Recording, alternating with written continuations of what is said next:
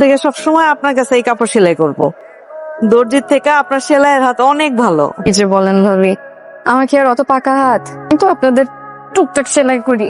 ভালো না হলে কি আর বারবার আসি? এই নেন ভাবি, আর এই যে এই কাপড়টা দেন, ওই যে আমার জামার মাপ আছে না, আমরা সবটাই দিয়ে দেবো। আচ্ছা ঠিক আছে ভাবি, আজকে তাহলে আসি। বৌমা, তুমি এখনো সেলাই মেশিনে বসো কেন? আমারে কতবার বারণ করছি। আমার একটা কাজ নিয়েছি, ওগুলো তো শেষ করতে হবে। এই কাজ নিয়ে যে শরীরে অসুখ বান্ধায় না। ডাক্তার তোমার বিশ্রামের কথা বলছে, তুমি আছো তোমার কাজ নিয়ে। তোমার কথা না ভাবো, আমার যে নাতি নাতনি আসতেছে তার কথা ভাবতে হবে না? ঠিক আছে, তো দেখেন রেখে দিলাম। বৌমা, আমার একটু ওষুধ গুলা দেখায় দিবা। এত বড় মেয়ে আমার ঘরে, তারপরে আমার পোয়াতি বউরে ডাইকে ওষুধ খাইতে হয়। আম্মা, এরা বাপের বাড়িতে একটু এমনই হয়। আর কয়টা দিন যাক, বিয়ের পর দেখবেন ঠিক হয়ে গেছে। বলছে তোমাকে 8টার মধ্যে ওষুধ খেয়ে ফেলতে, এখন 8:30 বাজে, ওষুধ খাও নাই কেন? ভুলে গেলে চলবে? আমি ভুলি নাই, ঠিকই মনে আছে। মনে থাকলে খাও নাই কেন? এই যে তুমি অফিস করে ক্লান্ত শরীরেও আমার ওষুধের কথা ভুলো না। আমি তোমার এই যত্নটা মিস করতে চাই না। কারণ আমি যদি নিজের ওষুধ নিজেই খেয়ে নেই, তাহলে এত রাগ করে যত্ন সহকারে আমাকে ওষুধ কে খাইয়ে দেবে? এদিকে এসো।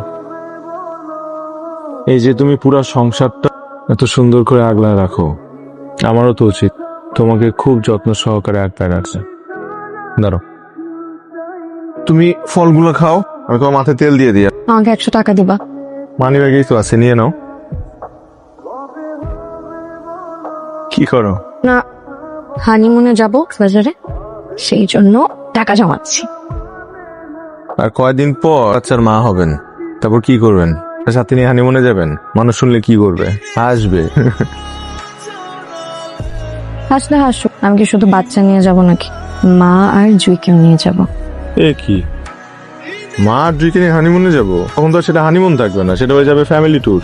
হলে হোক, ওরা তো কোনোদিন সমুদ্র দেখে নেই, ওদেরটা মন চায় না। ওরা না নিয়ে গেলে কে নিয়ে যাবে বলো? এটাই হবে আমাদের ফ্যামিলি ট্যুর, হবে আমাদের হানিমুন।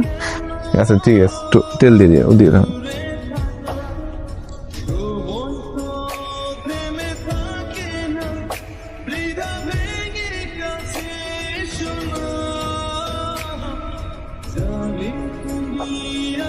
ছোট্ট একটা কাজ দিয়েছি, সিরিয়ালি কাজ করতে হবে তো।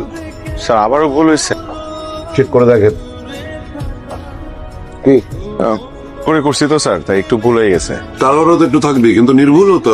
টাইম এবং প্রেসিশন দুটো একসাথে মেনটেন করতে হবে। জি স্যার, আমাকে আরেকটা সুযোগ দেন, একটু ক্রস চেক করে আনতেছি স্যার আবারও। Thank you sir. শুনুন, আমাদের এই ব্রাঞ্চ তো তেমন কোনো বেনিফিট এখনো দেখাতে পারেনি। কোম্পানির বিউডি হয়তো আমাদের এই কোম্পানির ব্যয় কমানোর জন্য কিছু কর্মী ছাঁটাই করবে। এখনো ডিসিশন হয়নি কাকে কাকে ছাঁটাই করবে, কিন্তু শর্ট লিস্ট হচ্ছে। আপনি আমাকে এই দায়িত্বটা দিতে পারেন স্যার, করে দিব। আপনার যা যা প্রয়োজন আমি সব করে দিতে পারবো। আপনাকে এটা করতে হবে না, যে কাজটা আপনাকে দিয়েছে সেটা ঠিক করে করে। আজকে বস বলতেছিল, বুঝছো, ম্যানেজিং কমিটি নাকি ডিসিশন নিচ্ছে কিছু কর্মী ছাঁটাই করবে। তাহলে তাহলে কি? তাহলে এটা তো খুব দুশ্চিন্তার খবর। আরে না, তুমি এটা নিয়ে এত চিন্তা করো না। আমি বসের অনেক কাছের লোক, সব কাজ আমার দিয়ে করায়। ইনফ্যাক্ট আমার উপর অনেক ডিপেন্ডেন্ট। আমি তো চিন্তা করতেছি আমার প্রমোশন নিয়ে। আমার প্রমোশনটা হয়ে গেলে আমার স্যালারি বাড়বে, অনেক বড় একটা বাসা নিতে পারবো। নেওয়া তো উচিত। জুয়েরও বিয়ে মোটামুটি ঠিক, কালকে ওকে দেখতে আসবে। তুমি এত চিন্তাই করো না, তুমি শুধু আমার জন্য দোয়া করো।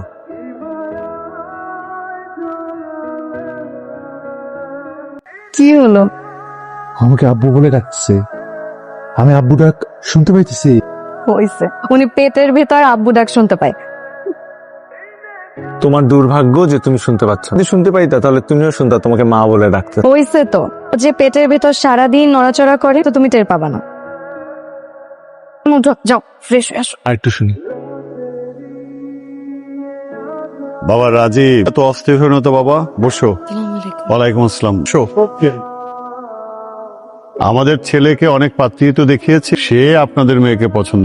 আসলে আমার বোনটাকে খুব আদর করে বড় করছো, বোন তো মানে সারা জীবন তো আর ঘরে আটকে রাখতে পারবো না। শুধু একটা অনুরোধ, কখনো কষ্ট না পায়। হ্যাঁ বাবা, তোমার এটা ভাবতে হবে না। আমাদের বাসা ভর্তি লোক কে আদর করে মাথায় তুলে রাখবে। বাবা, আংটিটা পরিয়ে দে। আলহামদুলিল্লাহ, আসলে আপনারা যে আজকে এসে আংটি পরাই দিবেন আমাদের জানা ছিল না, আমাদের ওই প্রস্তুতিটা নাই। চলে যাবে এটা ভাবতেই তো কষ্ট লাগতেছে।